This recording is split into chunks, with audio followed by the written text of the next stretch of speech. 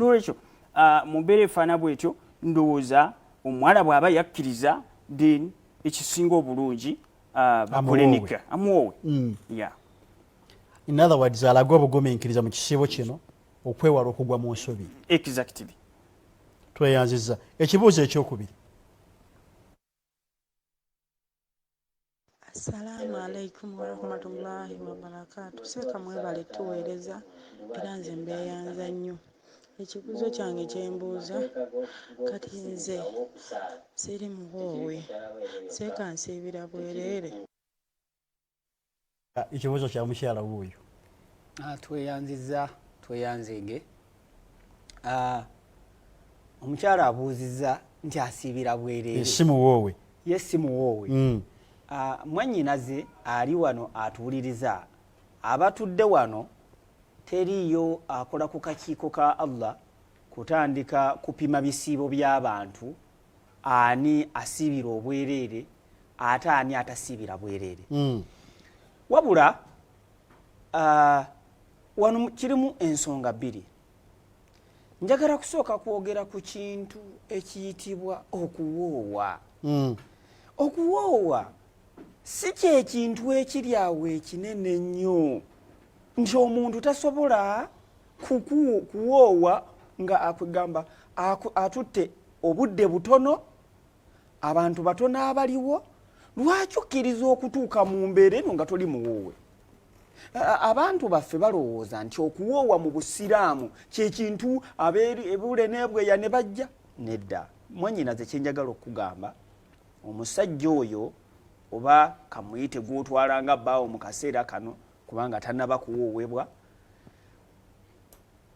ekyokukola nnika kintu kyangu nnyo kasita obeera nga ye mwennyini yakkiriza n'obeera ne waliiwo naawe mwennyini wooli ne bakutoolera amahale go kubanga Qur'ani etugamba nti fankihuhunna biizni ahlihinna mubawase okuva ku kiragiro oba ku kukkirizibwa okuva ku bantu baabwe. Wa atuhum ujurahunna era mubawe n'amahale gaabwe. Seeka kugamba mu bufunze nika esobola okutwalibwa abantu abatasukka 10 kasita abeerawo ate Nabbi sallallahu alaihi wasallam n'abaamuko ekirala kyayongerako. Waliwo hadisi eri mu Mushkatul Masabih hadisi 1300 mu 152 egamba nti Nabbi sallallahu alaihi wasallam agamba nti a'linu hadha nika nikene erangirirwe kasita kirangirirwa waja'aluhu fil masajid ate mugiteeke mu muzikiti olwo nika ebewedde. Ababeti batya nti ebyokugabula kuliisa abantu. Tekisoboka kugamba nti omuntu agenda kulemererwa okuliisa abantu 10. Ebyo byennyini bye bagenda okusiibulukukira kuba kati baasiibye tuli mu kisiibo. Ebyo byennyini bye baba Nabbi sallallahu alaihi wasallama ennika ezimu nga bagabira abantu entende. Ekiriwo kyemugenda nakyo. N'olwensonga eyo mu mwezi guno ogwa Ramadhan tuliwo bunyiriza mirimu gyaffe nti twongereko. N'olwensonga eyo mwannyinaze nkukubiriza okusiiba sijja kugamba nti tosiiba genda maaso n'okusiiba naye fuba okulaba nga onyiriza omulimu gwo ogw'okusiiba nga bakuwoowa. Tweyanziza. Ekibuuzo ekyokusaba. Sheikh, assalamu alaikum warahmatullahi wabarakatuh. Sheikh, nina ekibuuzo kyange kigamba bwe kiti. Bakadde bange si basiraamu naye nga nze ndi musiraamu. Kati mukadde wange n'aŋŋamba mpolayo ku ssente naye njaze kusasula naye nga ssente ezo zagenda okusasula alina kutunda mbizzi. Kikkirizibwa zimuwa oba nsaba kuntangazaamu Sheikh. Assalamu alaikum warahmatullahi wabarakatuh. Kikafumadde ekibuuzo kino ojja kuba okiddamu. Tweyanziza nnyo tweyanzeege. Omukadde omanyi waliwo hadisi ekwataganira ddala ku nsonga eyo. Lumu hadisi eyo eri mu kitabo ekiyitibwa Sunan Ibn Majah etambula bweti. Hadisi egamba nti jaa rajulun ila nabiyyi sallallahu alayhi wa sallam, omusajja yajja eri nabiyuna Muhammad Mustafa sallallahu alayhi wa sallama, qala nagamba inna abi ejitaha maali, nti kitange ayagala kutwala emaali yange. Kwegamba ayagala okutwala emaali yange, oba ayagala kuneewolako, oba ayagala kutwala emaali yange. Qala rasulullahi sallallahu alayhi wa sallama, Nabi Muhammad Mustafa sallallahu alayhi wa sallama yamuddamu n'agamba, anta gwe wamaaluka n'emaali yo li abika muli bakitaawo.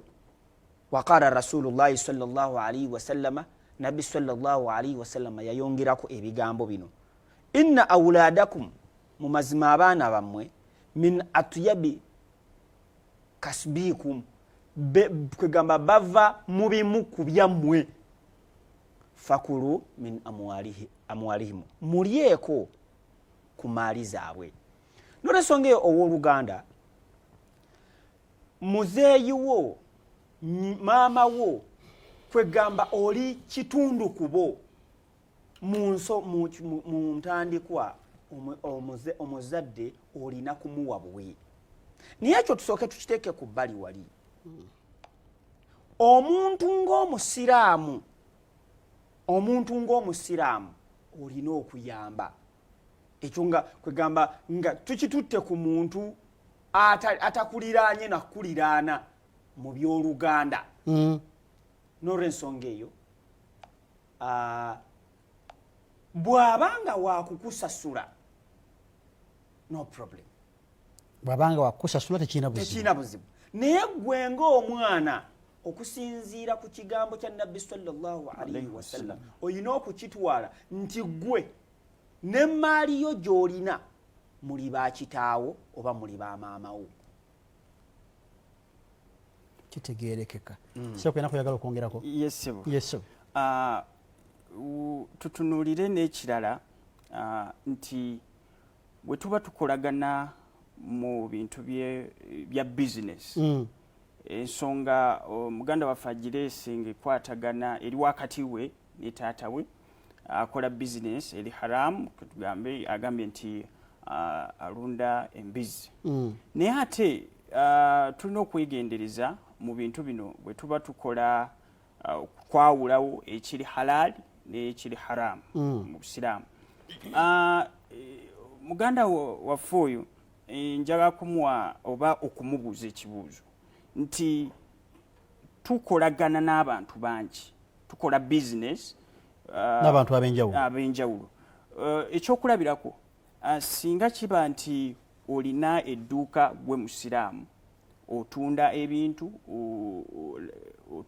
ebintu ebiri halali, naye ate mu bantu abakuleetera ssente mulimu abatunda omwenge, mulimu abatunda embizi, ebintu ebiri haramu, ssente ezo ozikkiriza oba ozigaana olw'okuba nti azireese, omanyi kyakola. N'olwekyo ekyo si yensonga enkulu nti oba tekikoma ku taata we yekka, wabula tutunuulire ne mu mbeera zaffe ze tukola business nti waliyo ssente ze tukwata nga ziva eri abantu ng'era business ze bakola teziri halali. Yensonga lwaki ne Obusiraamu bwateekawo zaka nti mu ssente z'ofunye oweeyo osobole okutukuza emaali, okubanga ssente ezo z'ofuna ziva mu makubo agamu abantu abakuwa ebintu bye bakola tebiba halali.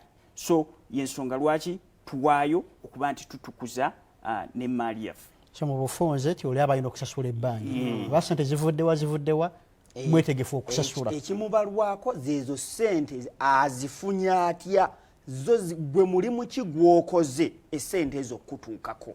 Alright. Kadde baffe mwebale nnyo ddala olw'okuyigiriza okwo. Tulinawo obubaka obuli ku Facebook obw'abantu abali ku programu eno y'emu. Tulinawo wano eno omukyala bamuyise Nakyanzi Kulusumu n'agamba nti assalamu alaikum wa rahmatullahi ta'ala wa barakatuhu. We yakomyeko salaamu. Ne tubeerawo ne Rahma Kirigwa Jonsoboga naye wa salaamu. Naye wano eno Zulfa Abdul Musa ono bamuyise Muhindo Bright yagambye bugambi nti good morning. Ninawo Akbar Dok naye awadde salaamu. Basinga obungi ndaba wano basalaamu ze batutuusaako siraba kirala kye basukkawo. Tugende ku kibuuzo kya audio ekirala. Salaamu alaikum wa rahmatullahi wa barakatuh. Mwasuze mutya basibu? Nze Joe wano Ekyengera. Kati nze mbuuza Seeka nti omukyala bw'ogenda mu nsonga zo ng'obadde osiibye saawa katugeze 11 oba 12 n'ozigendamu ng'obadde osiibye, olunaku olwo lukubalibwako nti olusiibye oba luba lufu? Seeka Rashid, ekibuuzo ekyo omukyala abadde kiriya, olunaku yalutandise bulungi, 11 n'atera okuggwako, ebizibu ne bimugwira nga wowulidde, lumubalwako oba poteya? Okusookera ddala nga ffe abasiraamu tulina okuba nti buli kaseera naddala bwe tuba tukola ibaada zaffe nti tuba alert nti kasita wabeerawo enkyukakyuka yonna mu bulamu naffe tulina okuba nti tutambula okusinziira ku nkyukakyuka eyo, kubanga obusiraamu bwo bulinga lastic nti bugendera buli mu mbeera yonna obusiraamu busobola kufiitingamu. Omukyalo oyo akitegeere oba kitegeerekeke bulungi nti omukyala yenna aba atuuse mu nsonga z'ekikyala takkirizibwa okukola ki? Kusiiba. Mu mbeera efaanana bw'etyo nti singa abadde atandise ekisiibo kye ne zituuka ssaawa agambye 11 n'ayingira mu nsonga z'ekikyala, ekisookera ddala alina okusiibulukukirawo, mbagirawo, kubanga kimanyiddwa era obusiraamu buyigiriza nti omukyala oba abakyala abali mu haid tebakkirizibwa kukola ki? Kusiiba. Kakati olunaku olwo lumubalibwako oba nedda? Olunaku olwo terumubalibwako, luba lufudde, era alina okuba nti aluddamu oba alusasula nga ekisiibo kikoze eki? Kiwedde. Ate si omukyala kati nga ekibuuzo kyabuuza nti atuuse mu nsonga yekka, wabula waliwo ne ebizibu ebirala ebituuka ne ku bantu gambanga obadde osiibye naye ate ssaawa nga 11 oba ssaawa 10 n'owulira omutwe gukuluma n'ofuna olusujjasujja, era mu kaseera ako kennyini olina okuba nti osiibulukuka ofune obujjanjabi. Olunaku olwo luba lukoze eki? Lufudde, era ekisibo okiggwako olunaku olwo olina okuba nti okola ki? Olusasula. Kaakati n'ekirala ekitera okutawaanya abantu baffe nti obudde bwange buno bwonna obungi navudde ku makya kakati nsemberedde, kambeerezeemu mpaka. Kyenjagala abantu baffe bamanye nti bw'oba oli mulamu bulungi nnyo okusiiba nga Allah bw'akulagidde, obwo bwe buwulize. Obutasiima bwe bujeemu, obutasiiba bwe bujeemu. naye ate bw'obeera nga togwa mu abo abakkirizibwa okusiiba noweewaliriza n'osiiba mu kiri nti ennaku zange kati ate obwo bwe bujeemu obutasiiba bwe buwuliza eri Allah tabaraka wa taala. Akantu ako simanyi oba kafunise kategerekeka kyovudde olaba kati bwe twogera ku mbeera gy'alimu Allah tabaraka wa taala bw'aba ayogera ku nsonga eyo agamba audhu billahi minash shaitani rajim wa yasalunaka anil mahid nti bakubuuza ku mbeera eyo ey'abakyala qul bagambe hiya adhan ya bulabe erimu obulabe. Kati Allah mwennyini nannyini kukutonda yagambye nti eyo embeera gy'oyingiddemu ya bulabe era n'olw'ensonga eyo fa ataziru nisa abakyala mubeesonyiwe mubaviireko ddala. Kati kitegeeza nti mu mbeera eyo gwe oyina kumanya nti toli bulungi era Allah akulagidde kite. bw'okissa mu nkola olwo obeera eyo fusuuku kwegamba bujeemu mu maaso ga Mukama Katonda. tweyanziza baseeka obufu bwe bumu eri omukyala waneeno alina ekibuuzo kyagala ofaanako nekituvaako. ono yeeyise mu mbejja abatenda. kibuuzo kye kiri mu lulimi Lungereza naye ng'agamba nti senga tubanga omukyala ali mu kusiiba n'agenda mu nsonga zaabwe oluvannyuma lw'okuzivaamu okusiiba n'esswala ddi lwe biddamu okumukakatako. tutegerekeka oluvannyuma lw'okuva mu nsonga z'ekikyala okusiiba n'esswala biddamu ddi okumukakatako. Yemumbejja batenda seeka mwanukule agambye oluvannyuma lw'okuva mu nsonga z'ekikyala okusiiba n'esswala biddamu ddi okumukakatako. kakati mu mbejja mwannyinaze weemanyi kino tekituuse ku ggwe olwaleero ozze olaba obulamu bwo butya bw'ozotambula omanyi nti bwe nnyingira mu mbeera eno nkimalamu ennaku bwe ziti oba byanjawulo naye nga ezo z'ennaku zo z'omanyi. Kitegeeza ki nti bw'ova mu nnaku ezo tambula genda onaabe okusala kukukakateko kuba kwakukakaseeko dda kubanga ze yeemanyi kino tekituuse ku ye. kyovudde olaba sheekhe bw'abadde annyonnyola agambye nti abasiraamu tulina okubeera abeegendereza nga tugamba buli mbeera yonna eba etuuse ku ffe nga twetegeera. Ekitegeeza nti mu mbejja w'otuukidde okubuuza ekibuuzo kino nti embeera eno togigenzeeko mulundi gusooka si gwakubiri si gwakusatu si gwakuna. Kati Allah Nabbi sallallahu alaihi wasallam atusomesa atugamba nti omukyala kasita akalira n'ava mu mbeera eyo okusinziira ku kipimo kye swala ebe mukakaseeko. Wabula kyenjagala okwongerako nti mu mbeera z'omukyala ekitamukakatako kwegamba kyatalina kuliwa ze swala z'abadde atasaala ng'ali mu mbeera eyo. Oluvannyuma kati ayinza okweyongerayo mu maaso okusiiba naye zino ennaku z'abaddemu abajja kuzisasula. Kyaba tajja kusasula yeeswala. Tuli ffenna nnyo ndowooza bwe nti bwe nsobodde okufunza ekibuuzo ekyo. katusubire nti mwannyinaffe yonna gy'asinziira ekibuuzo kye kiddwamu bulungi era akitegedde. Kakati tufuna ebibuuzo eby'enjawulo.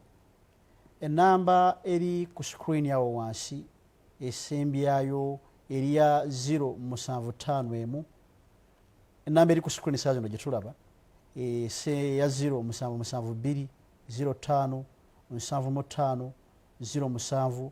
Abawuliriza abaffe abalungi kwe basindika ebibuuzo ebya vidiyo. Ebibuuzo byammwe ebya vidiyo mweyambisa nnamba eyo ne mubanga mubitusindikira. Saa zino tufune ekibuuzo ekiddako.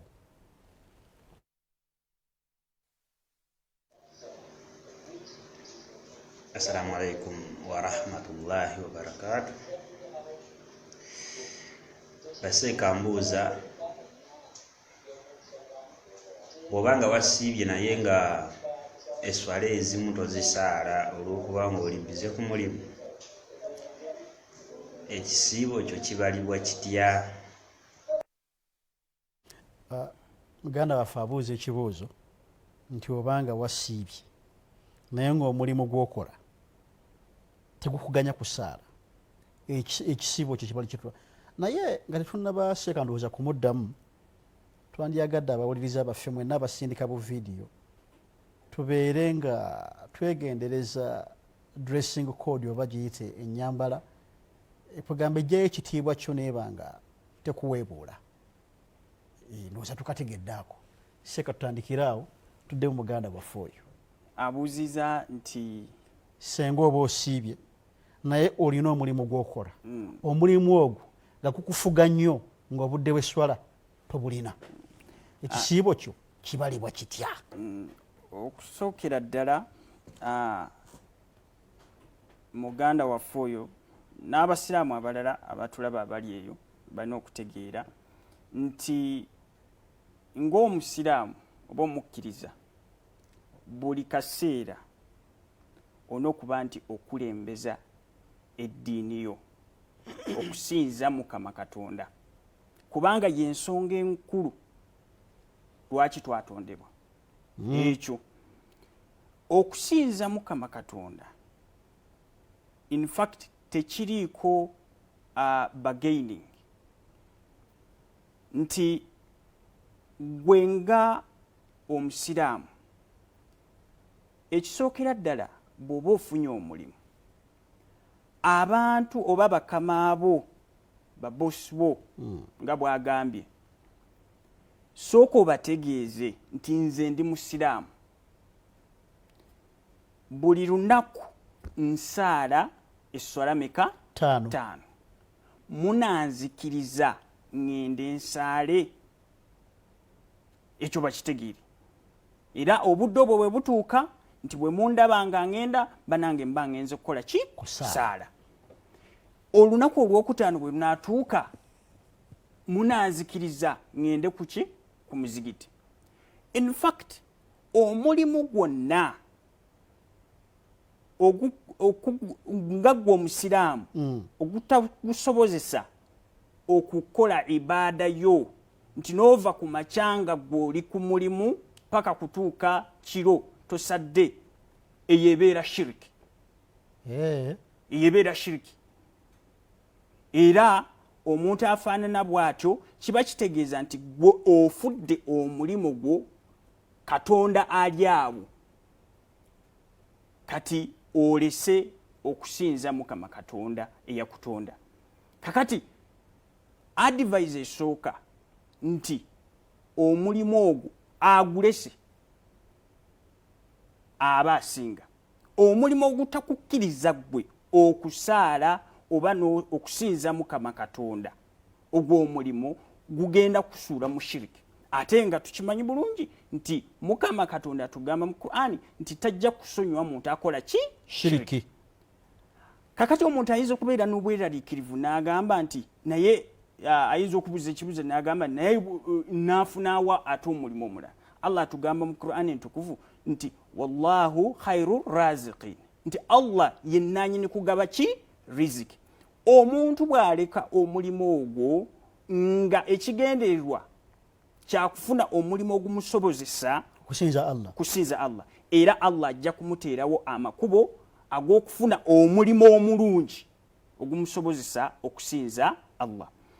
Naye ate mu mbeera y'emu bwe kiba nti omuntu abadde ku mulimu nga bw'agambye nti abadde akola emirimu na esswala ezimu ne zimuyitako, then alina okuba nti esswala ezo zimuyiseeko azisaala, si kuzireka agambe nti after all zagenze. Gamba nti wabadde ku mulimu swala ya dhuhur nekuyitako, asri nekuyitako, netuuka ne ku magharibi, kati wofunidde akaseera akokukola ki? Akokusaala. omuntu oyo oba muganda waffe oyo tandikira ddala okusasula swala eyo, osasule dhuhur, osasule ne asir, osasule neki ne magrib. Neera nga bwe ngambye mu kusooka olabira ddala nti katugambe omulimu ogenda kumala eringa contract ya myaka ng'etaano nti gwe buli lunaku oleberanga ali mukatala we buli lunaku nti swala ya dhuhuri, swala ya asiri, swala ya magribi ezo zijja kuyitangako, ojja kumala myaka etaano ng'osaala bwotyo. Tolaba nti oba oli mu kigezo. So kirungi nti omulimu ng'ogwo n'ogwerekereza n'ofuna omulimu omulungi ogusobozesa okusinza Mukama Katonda. In fact n'okwongerako ku nsonga eyo, Allah tabaraka wa taala atubuulira ekyatutonza nti wama khalaqtu ljinna wal insa illa liyabudun. Abawuliriza abaffe balina okukimanya nti ekyabatonza ku nsi kuno kusinza Mukama Katonda. Yensonga lwaki agamba nti inna swalata, mumazima swala kanat ala almu'minina kitaban mawquta, yalalikibwa kumukkiriza mu budde bwayo obugere. Kyovulaba Sheikh akugambye nti omulimu ogwo ogukufudde omusibe nga tosobola kutuukiriza kigendererwa kye ekyakutonza. Abantu ku nsi kwetuli niye abalala bateekawo ebigendererwa byabwe, abalala ne bateekawo struggle zaabwe enjogera y'ennaku zino bweri. Struggle esooka ey'omusiraamu kuyingira Jannatul Firdaus, endala ne ziryoka zigoberera. Kati Sheikh gwamanyi oba zino struggle endala eziriwo zituyambako ku kuyingira jjana, bw'eba ekuyambako ku kuyingira jjana gyekwateko. Bw'ebanga struggle teina gyekutwala mu kukutuukiriza ekigendererwa kye ekyokukutonda ekyasooka, please eyo struggle sooka ogireke.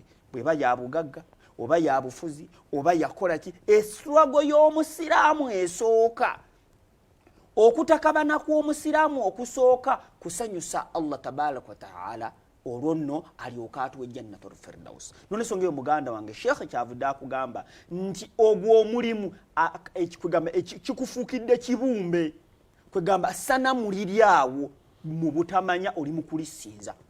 Tweyanziza bamasheke. Oluvannyuma lw'okwanukula ebibuuzo ebyo bitusanze mu ddiiro, saa zino twaniriza amasimu omulabi waffe omulungi yonna gy'oli, amasimu og'okubako aga studio kweyita otufuna kwogenda okuyisa ekikibuuzo kyo kwegali. Waalaikum salaam wa rahmatullah. Hello. Aliko simu? Aliko simu? Otubuulira amanya ne w'osinziira? Sinto namungona. Twogerako n'ani ono? Nze Kisitu Ibrahimu. Kisitu Ibrahimu, tusanyusa okuwuliza ekibuuzo kyo. Kati ekibuuzo kyange. Yes, ssebo. Ku nsonga eyo Zikati yabadde ayogerako. Bwe manya nti omulimu guntwaliro tulwakumalawo, ninakola kinyinza kukolamu n'ensala eswala zange n'embeera nkola omulimu nga neewaddeyo nga ntalamu eswala zaawedde. Tewali nkola ensobozesa kukola nsonga eyo ekyo nga ekiswala kimaze n'embeera nti nkola ntobaza eswala 3 n'enkola kiba kikyaseera. Tweyanziza. Waalaikum salaam wa rahmatullah. Bakuwulira. Era essula ey'okuna ya surat al-Soka tufuna omulala seekalina mukatonda. Yes, sebo. Waalaikum salaam wa rahmatullah. Yes, sebo.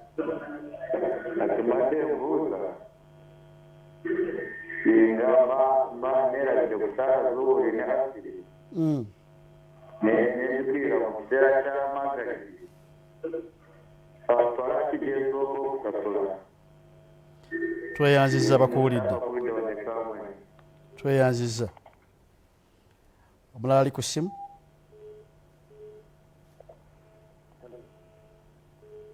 Hello.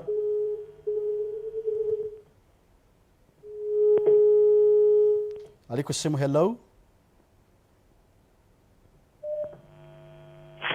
Hello. Yes, sebo. Assalamu alaikum. Wa alaikum salam wa rahmatullahi wa barakatuh. Amanya gange banta Kafuma Muhammad na tinzidewa na masajja sebo. Kafuma Muhammad tusanso kuuliza. Tinzidewa na masajja. Yes sebo. Ekibuzo kyebuuza. Eswali zisaalibwa ekiro omulimu ki? Swala kyenda ezisobola okusaalibwa ekiro era zitandika budde ki era zitendera kimwe mwe tuzisaalira tusala akameka era zikoma ku budde ki? Assalamu alaikum. Wa alaikum salam. Twayanziza tusooke tuddemu ebyo seeka.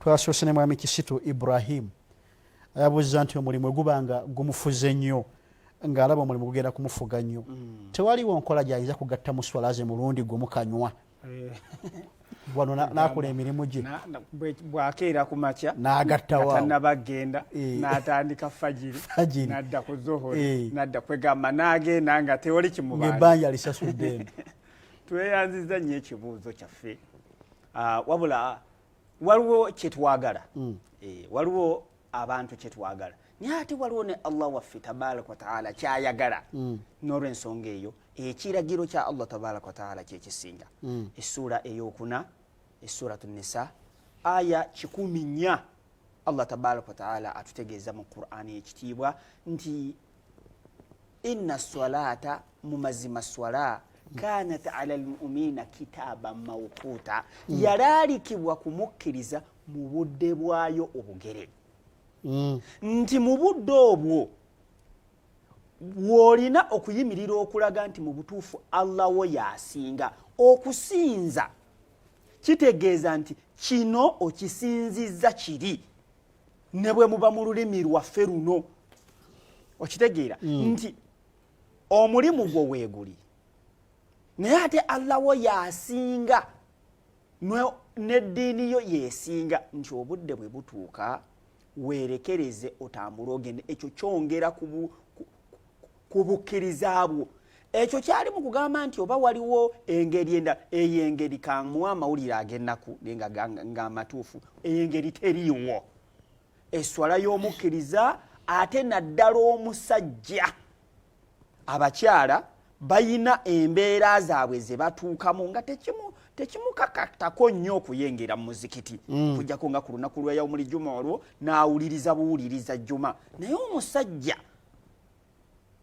nga mmaliriza njagala kumuwaayo ekyafaayo kimu omusajja yali muzibe najja n'agamba nabbi sallallahu alaihi wasallama nti naye nze ndi muzibe lwaki sisaalira wange nabbi sallallahu alaihi wasallama yamuddamu n'amugamba naye w'obeera ewuweeyo azaani ogiwulira musajja n'amuddamu nti ye n'agamba kakati ddamu omwaziinyi ddamu omukowoozi jangu ali mukulagira omuzibe atalaba ave gyali ajja ayimirizeewo swala mu muzikiti ekyo kiraga obukulu bw'esswala kakati gwe omulamu ng'ekizibu ky'olina lyeriri essanamu kugamba eririwo omulimu erikufuukidde essanamu nga lyosinza nga sheekh bw'akinnyonnyodde kakati ate gwe toyina ngeri gye weewolereza bw'aba omuzibe yajja akuba akaggo n'akuba akaggo mpaka mu muzikiti gwe toyina kyakwekwasa twayanziza sheekh ekirala kwekyo oyongerako nti abantu baffe babeera ku mirimu naye bw'akeera ku makya anywa breakfast n'alya lunch ekiseera bwe kituuka ky'okulya lunch era yeerekereza n'alya lunch dina bwe kiba nti akyali ku mulimu era alya kakati kusinzira ku kibuuzo n'engeri seeka gy'abadde annyonnyola nti Allah atugamba nti buli swala erina ekiseera kyayo nga ggwe bw'olya emmere nti saawa eno breakfast saawa eno nja kulya lunch kakati teri muntu ateekawo embeera n'agamba nti olw'okuba nti omulimu guno gugenda kubeera sijja kusobola kulya kakati nzuukuse ku makya ziri saawa 2 kandye ndi kulya breakfast ndi kulya lunch era kandye n'essapa byonna n'abirya mulundi gumu tekisoboka buli kimu kiriko obudde bw'oba osobola kwerekereza n'olya lunch n'olya breakfast ne supper netuuka n'ogirya mu kiseera kya lwaki bwe kituuka kusinza mukama katonda tutandika okuteekawo ebyekwaso nti kakati omulimu guli bwe kuti n'olwekyo si kirungi okubeera nti tutambulira mu ngeri efaana bwetyo. Tweyanziza Sheikh Rashid Nahoho okwongera ku kibuuzo ekyo. Omwami omulala yabaddewo eka Mwenge eyabuuzizza nti wajjukira nti yeerabidde swala ya zuhuri ne makati awo neerabira aswire najjukira ku saa ya magaribi waaba atandika okusaala asoosa swala ki seeka kiki ekyo era ekibuuzo ekyangu nnyo ekyo nti eswala gyoba gye wamiisinze mu kusooka agambye nti yamiisinze dhuhuri ne aswiri najjukira ku magaribi automatically alina okutandika n'eswala esookera ddala asaale dhuhuri oluvannyuma addeko ne aswiri then addeko neki ne azisaale mu mitendera nga bwe zigoberaganya. Okwongerako ako naye mu budde obw'eswala kyentegeeza nti mu busiraamu waliwo obudde bwe tutasaaliramu gamba ng'enjuba evaayo ng'enjuba eri wakati wano ate obanga enjuba egwa kakati nga Sheikh bwamugambya eswala ezo azigoberaganya naye azigoberaganya mu biseera eby'okusaala ebyakkirizibwa okusaalibwamu si kubeera nga yazeerabidde nga bwe yeerabidde zuhuri neerabidde ne asuri kakati awo enjuba ebegwa najjukira tugenda mu biseera bya magribi nadduka alindira ddala ebiseera biri ne biyingira ebyeswala naye n'azigoberaganya nga Sheikh bwannyonnyodde. Tweyanzike tubadde ne mwami Kafuma Muhammad ono asinzidde Masajja yabadde abuuza nti eswala ez'ekiro ezibeeramu okusaala swala ya witiri nti waliwo eswala endala ezisaalibwa mu budde obw'ekiro aleka zaatategeera bulungi abuuza tuba tuzisaalira mu budde ki ziba nalaaka mmeka ayagala kumanya bifaana weebiki. Eswala ya witiri eno kati nga bwe tuli mu mwezi guno ogw'ekisiibo bw'oba osadde tarawe ogisaalirako bw'oba osadde tarawuya eswala eyo ogisaalirako mu swala ziri mu budde buli obulala tusaala ekiyitibwa tahajjudi nti enkola ennyangu era enkola y'omubaka yali nti bwe tumala okusaala magribi isha eswala esembayo ey'olunaku ne tusaala ne sunna zaayo ebbiri tuyimirizaawo witiri ziraaka 3 kati mu kiro ekiro paati yonna ekiro ekisinga okuba ekirungi kyekiro ekisembayo paati esembayo mu kiro katukitwale okutandika nga ssaawa 10 mpaka biseera bya fajiri n'osituka n'osaala eraaka 8 nga bw'ogattako ku zine eza witiri zibeeraaka 11 mu mwezi guno ogwa Ramadhan omuntu ayinza okubeera nga yasadde tarawe kakati ekiro bw'asituka ayongerako bwongezi kwegamba ebeera nga nawafir kwegamba okutendereza Mukama Katonda teziriiko nti teeka lino olina okusaala esaala bweziti koma eritera abalala te hadisi etuuka ezimu ne zeeyongerayo naye nga enkola y'abasahaba emanyiddwa ne nabbi gye yatera okukubiriza eraaka zirimu 11 nga 3 zeza witiri. Tweyanziza baseka tweyanzige katufune ekibuuzo ekirala okuva eri bali mu production team. Assalamu alaikum warahmatullahi wabarakatuh. Bashehi mwebale nnyo mubaze ddala puroguramu eyo bannange tuyize bingi nnyo Allah abongere musera kati shehi bashehi mbadde mbuuza singa oba ng'osaala tugeze osaala zuhuri laakanya kati n'otuuka n'ofunamu okubuzaabuzibwa oba neweerabiramu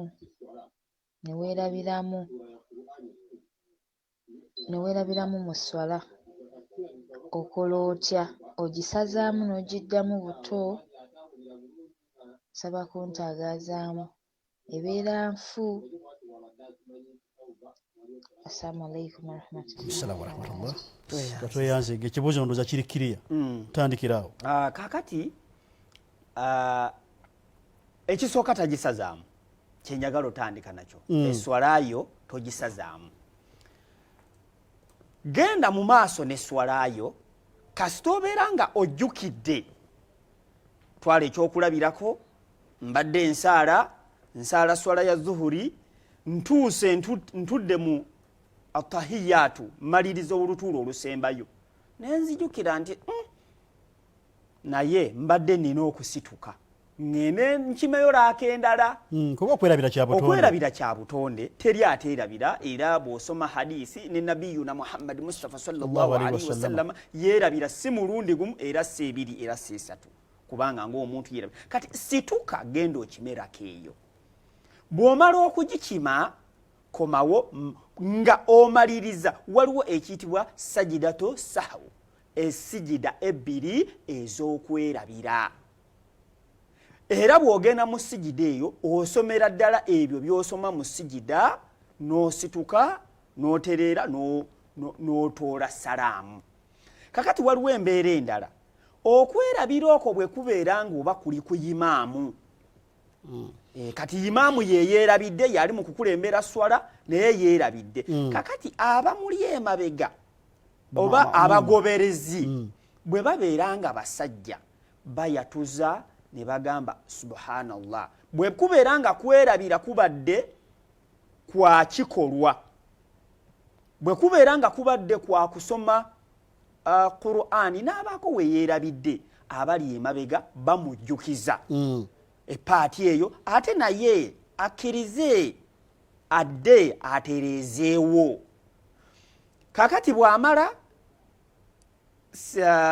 agende mu maaso naye bwe kubeera nga kubadde kwa kikolwa nga wali mu mbeera bwe tugirabye abali emabega bagambe nti subhanallah.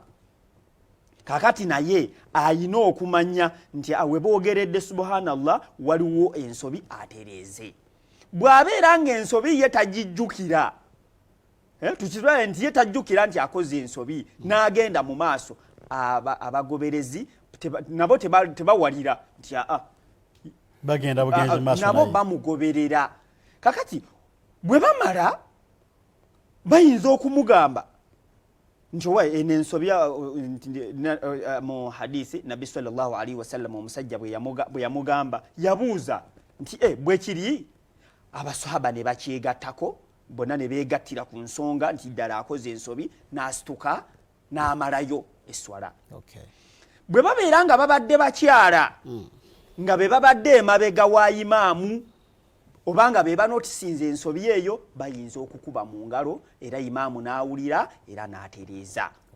Ekitibwe kibeera tweyanziza nnyo tweyanzege bakadde baffe olw'okunnyonnyola okwolungi okwo kemusobodde okunnyonnyola abalabi baffe abalungi. Mubadde bawuliriza balungi okuva gye twatandikidde okutuusa ku nkomerero ya puroguramu eno. Olunaku olwaleero bwe tutyo bwe tutambudde tujja kubanga tuddiŋŋana insha Allah taala olunaku lujja kubeera lwankya obudde bwe bumu mu puroguramu eno yeemu. Okwagala okumanya ebisingawo ku bino ebisomesebwa tulinawo emikutu egy'enjawulo. Osobola okugenda mu Google ku kibanja www.alislam.org ojja kusangako ebyamagezi bingi. Tulinawo omukutu omulala gwe bayita www.islamictreasury.org.ug kuliko ebitabo by'esswala, ekitabo okusiba omwezi gwa Ramadhan, ebitabo bingi ebivunduddwa mu lulimi Oluganda by'osobola okuba nti gwe mwennyini odownloadinga n'oba nga weesomera. Mwebale nnyo, mwebalire ddala. Assalamu alaikum warahmatullahi taala wabarakatuhu. Twebaza ttiimu gye tubadde nayo tusisinkana olunaku olw'enkya. Ramadhan Mubarak. يا أيها الذين آمنوا كتب عليكم الصيام كما كتب على الذين من قبلكم لعلكم تتقون